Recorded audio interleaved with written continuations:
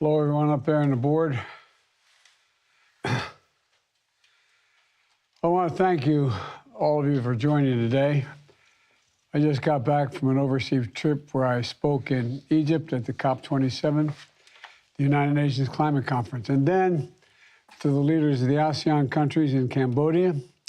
We also met with Indo-Pacific allies, including a trilateral meeting with Japan and the Republic of Korea, and with President Xi in Bali, as well as the leaders of the G20 and the countries with many of the largest economies in the world. It was clear to me, and I think to most people in those meetings, that the United States is as well or better positioned than any nation in the world to lead the world on the economy in the years ahead. And there's a strong sense from all the leaders of the world of the strength of the American economy, and we've seen the willingness to want to work together and also here at home. We had an extraordinary 2 years of progress from the American Rescue Plan, the Bipartisan Infrastructure Law, Inflation Reduction Act, and the CHIPS and Science Act. But what I'm most excited about is that people are starting to see the impact of these legislative achievements in their own lives. We're just getting started. We passed them this year, but now they're really going to kick into effect. It's going to accelerate in the months ahead. And the implementation of these legislative achievements is going to be one of the key parts of the success, I believe, for the economy. And that's one of the reasons why I wanted to bring us together today. You know, I've called together a group of labor leaders and business leaders to discuss progress in building the economy from the bottom up and the middle out. And they've been partners in creating the jobs of the future and in building a world-class workplace ready to compete to fill those jobs. And our approach, I believe, is working. The economy grew at 2.6% last quarter, while inflation started to slow and unemployment stayed low.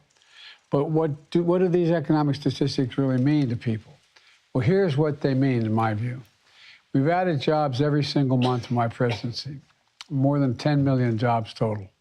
700,000 of them were manufacturing jobs. Inflation at the grocery store is coming down slightly. Prices for things like clothes and television and appliances are going down as well as we head into the holidays. This week we saw the growth in prices in business pay for goods and services to come down as well. Gas prices are down, but it's going to take time to get inflation back to it. Thus far, we're in good shape, but we're laser focused on that. And in 6 short weeks, Americans are going to start to feel the effects of the Inflation Reduction Act. Come January 1st, seniors with diabetes on Medicare are going to pay no more than $35 a month for a prescription of insulin. Some pay as much as $400 a month now. And this matters to folks like Bob, who lives in Long Island, who has had diabetes for nearly 50 years. And he's had a leg amputated and has issues with eyesight because of the complications of his diabetes. Bob came to the White House a few months ago and talked about how he has to pay $300 out of pocket every 90 days for his insulin. Now, he won't have to choose that beginning January 1st, paying for a trip choosing between a trip to see his grandkids or to pay for his insulin in order to survive. This matters. There are millions of folks like Bob across the country. People are going to get a little more breathing room come January 1st. And for every Bob, there's a person who won't have to pay $100 or as much as $200 for shingles vaccine anymore. Come January 1, seniors on Medicare Part D will get the recommended vaccines like shingle vaccines for free, no copay. All this matters. Right now, 4 out of 5 folks who sign up for health insurance through the Affordable Care Act can get health care coverage for $10 a month or less. These lower rates were set to expire on January 1st of this coming year, but instead we were able to extend them. You need health insurance. You can sign up for those lower rates right now. Just go to healthcare.gov. Already we've seen a nearly 40% increase in new signups over last year. We're also helping folks save money on their energy bills. Starting January 1, you can get up to $3,200 tax credit to make your home more energy efficient. You can get up to $600 tax credit for new windows, $500 for new doors, $2,000 to install a heat pump, $600 to replace electric panels. These are here's what this means. If you're living in a home with a drafty windows and doors, starting January 1, you'll be able to save up to $1,100 in the cost of replacing them. And that's just on the upgrade. You're also going to save a lot of money going forward because your utility bills will be lower. And that's good for your wallet, but it's also good for the environment because you're using less energy. And that's not all. If you want to install solar panels on the roof, you can get a tax credit for 30% of the cost. It'll bring down the cost of installation by about $7,500. And when you get to keep savings money on your electric bills for the remainder of the year, is about $300 a year on average.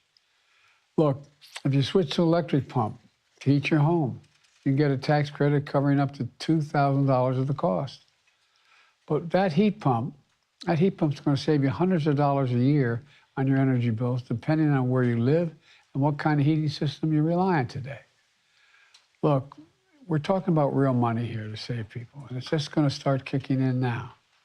By taking action, we're making real progress in strengthening and stabilizing our economy, giving Americans across the country some breathing room. To build on this progress is not just acting, but it's listening. That's why I'm here today to open to good ideas to continue bringing inflation down and continue creating an economy that works for everyone with these business and labor leaders who are in front of me here. Folks in this room, American labor unions, American companies, are key to building an economy from the bottom up and the middle out, as I said. I look forward to continuing to partner with them and hearing their thoughts about things I should do and should not do, ways we can continue to strengthen the American economy, and about how we can work together going forward. And now I'm going to turn it over to Brian Deese, Director of National Economic Council, and he's going to continue this meeting, and I'll intervene along the way. But again, thank you all for being here. I really appreciate your help and advice. Brian, it's all yours. Thank you, Mr. President. I think we're going to just pause a moment while we have the press depart and we turn to the rest of the meeting here. But as they do, I'll just add my thanks to all of you for convening here together. President Secretary, we're just back from a long overseas trip here, so looking forward to the conversation. Any reaction to the appointment of a special counsel, Mr. President? Thank you. Thank you. Thank you. Thanks, guys. Let's go. Thanks, guys. What's your message to North Korea?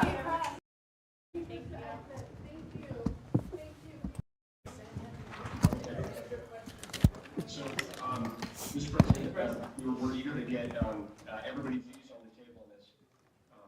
As the President said. Yeah, I know, right? 2:15.